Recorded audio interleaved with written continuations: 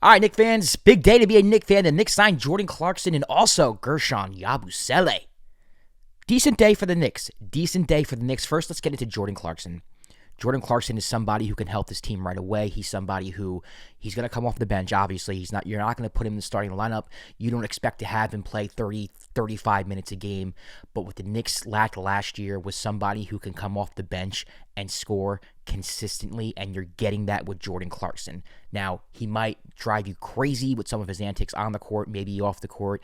He's not going to pass the ball a lot. He's going to put up a lot of shots, but he's that microwave scorer that a lot of championship teams, contending teams have that the Knicks just didn't have last year. He's somebody who can shoot the three ball. He's somebody who can create his own shot, and when he feels like it, create for others. Now, he's going to be a defensive liability.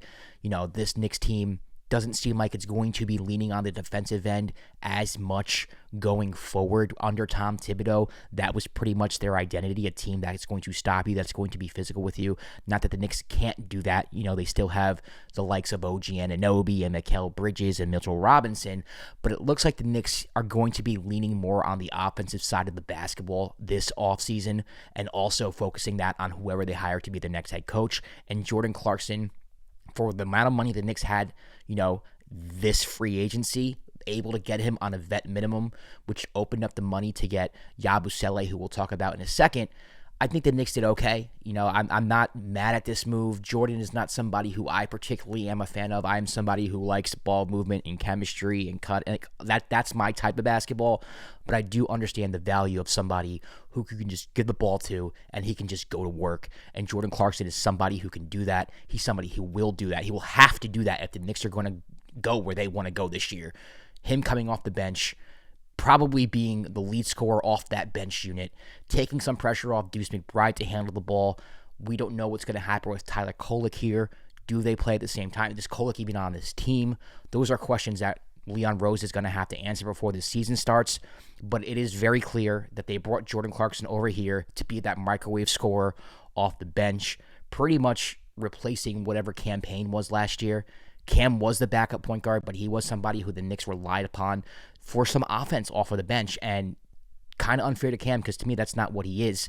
Now you get somebody who's just a professional scorer.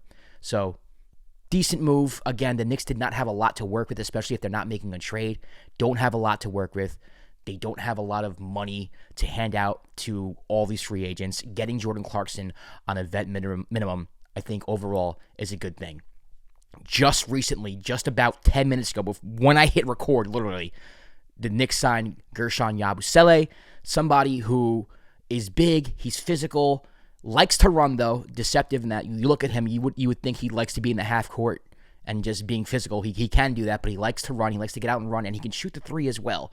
But once again, it's another player who, on the defensive end, not going to scare or put the fear into anybody, but I think he is somebody who the Knicks needed desperately. They need some front court depth on the bench as well. This is another move for the bench, and he's somebody who can spread the floor as well, right?